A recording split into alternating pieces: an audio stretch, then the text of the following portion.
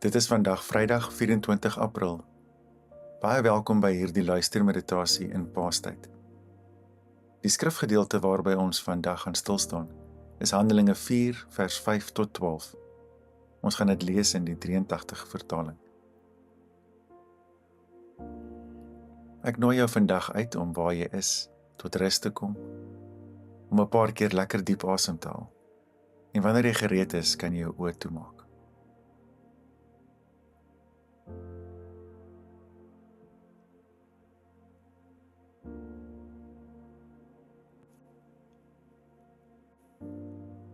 Draai jouself na God, na sy lig, en raak bewus van sy liefdevolle teenwoordigheid, wat jou van alle kante omsluit.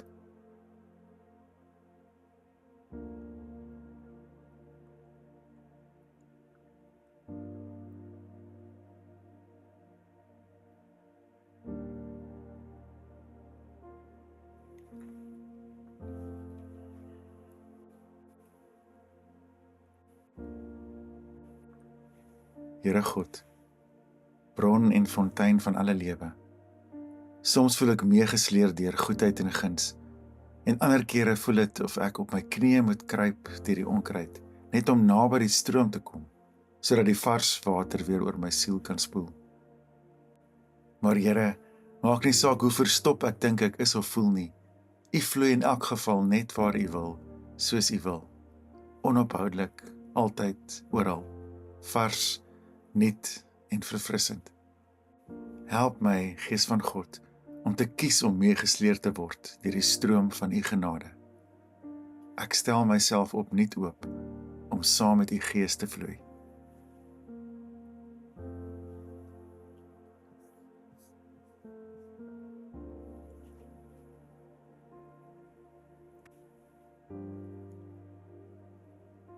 Handelinge 4 vers 5.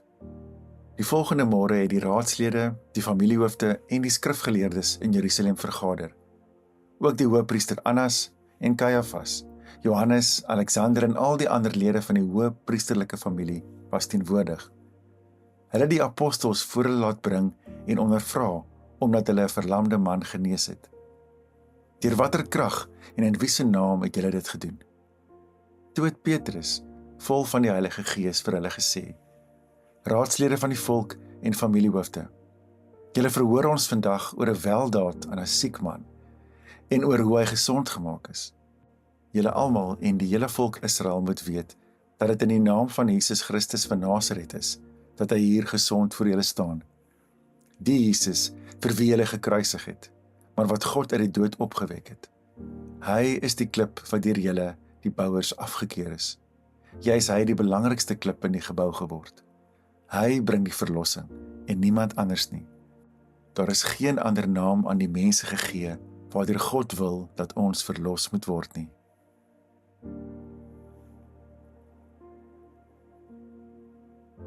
Wat het jy vandag in hierdie verhaal gehoor in Handelinge? Watter woord of gedagte het met jou gepraat?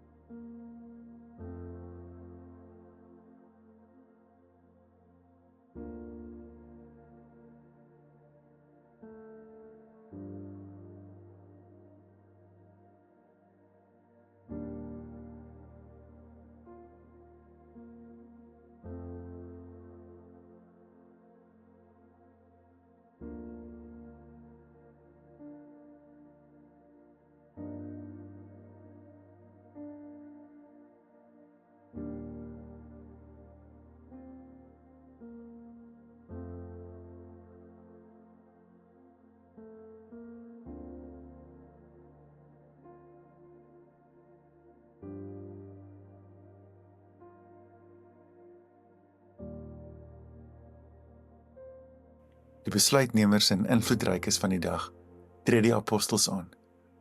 Nie om te luister nie, maar om te probeer beheer. Wie gee julle die reg om gesond te maak, vra hulle. Dis altyd die vraag agter mag. Wie staan agter jou? En hoe kan ons jou probeer stilmaak? Maar Petrus kom nie met 'n teenargument nie. Hy wys na 'n wond wat genees het. Dis 'n man wat weer kan staan. Dit is eintlik vreemd dat die waarheid op hierdie manier nie kom as 'n argument nie, maar as nuwe lewe wat nie misgekyk kan word nie. Petrus sê, die klip wat julle verwerp het. Dit is 'n sterk aantuiging, maar ek dink hy sê dit sonder drama. Hy sê dit net as 'n feit wat voor hom afspeel. Die vraag hier aan elkeen van ons is, aan wie se kant staan ons? Sou ons anders gekies het of opgetree het as iets onverwags voor ons afgespeel het? Want die klip waar ons struikel is soms baie nader aan ons, as wat ons wil herken. In dit wat ons nie kan beheer nie. In dit wat ons nie verstaan nie. In dit wat nie volgens ons verwagtinge of selfgemaakte wette uitgewerk het nie. Tog dink ek dit is die genesing waarna ons smag. Dit wat in die naam van Jesus met ons gebeur, dit wat ons eers wou weggooi en beskou het as waardeloos, is eintlik die kosbare skat wat God vir ons kom gee. Hy kom maak ons oë oop deur die Gees, soos wat hy vir Petrus vol van die Gees gelei het, om hierdie woorde te kan sê. Dalk is dit tyd om nader te stap en te ontvang, eerder as om te kritiseer en weg te draai. So miskien is die vraag nie, deur wie se gesag die apostels gedoen het wat hulle doen nie, maar of ons kan erken wie nou reeds hier voor ons staan en ons nooi na 'n lewe van oorvloed. En watter keer kan jy dalk dink waar jy impulsief krities gereageer het oor iets wat jy nie verstaan het nie en in terugskoue gedink het, miskien moes jy net 'n bietjie eers gewag het. Wat sal dit beteken om vandag met 'n oop gemoed te leef en deel te wees van waar God reeds besig is om ander te genees?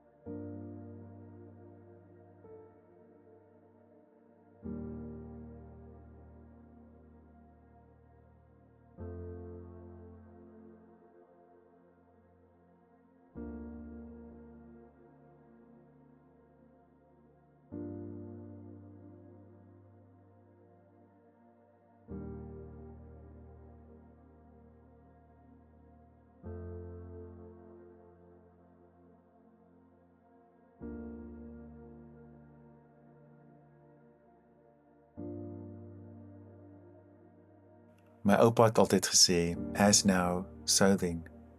Dit is my so waar van hierdie verhaal oor Jesus. Wie hy toe was, wie hy nou is. Nie gewild nie, baie maal misverstaan, eintlik verag. Die magtiges van die dag bevraagteken of dit werklik God kan wees hierdie. En die vraag vir ons is, aan wie se kant staan ons?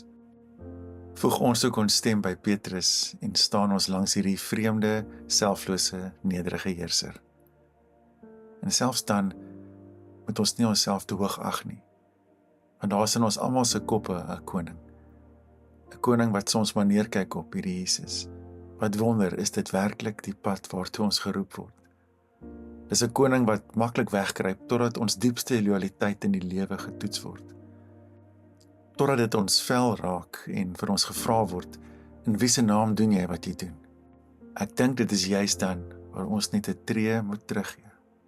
Om dalk eenvoudig te vra, Here, wat beteken dit nou om nie vol te wees van myself nie, maar vol van die Gees, soos wat Petrus getuig. Help my om te kies in hierdie oomblik vir wat red, wat genees, om te kies vir liefde waar ander wegstoot. En al stoot hierdie manier van leef ander af, al skep dit agterdog by die magtiges en die godsdienstiges, om dan aan te hou, juis wanneer die moegheid begin insyfer, en ek eintlik net wil wegdraai. Om dan te onthou in wie se naam ek doen wat ek doen en is wie ek is, die gekruisigde, opgestane Jesus. Wees vandag op die uitkyk vir die koning in jou kop en nooi weer opnuut die een in wat nederig op 'n donkie die wêreld betree met sy paspoort van liefde. Wie en wat ons maklik miskyk, verwerp en as waardeloos beskou, is juis soms dit waarop God se hart gerig is. Die gekruisigde leef en beweeg oral waar jy vandag leef en beweeg.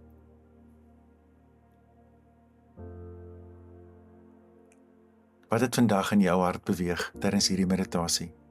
Praat met die Here daaroor.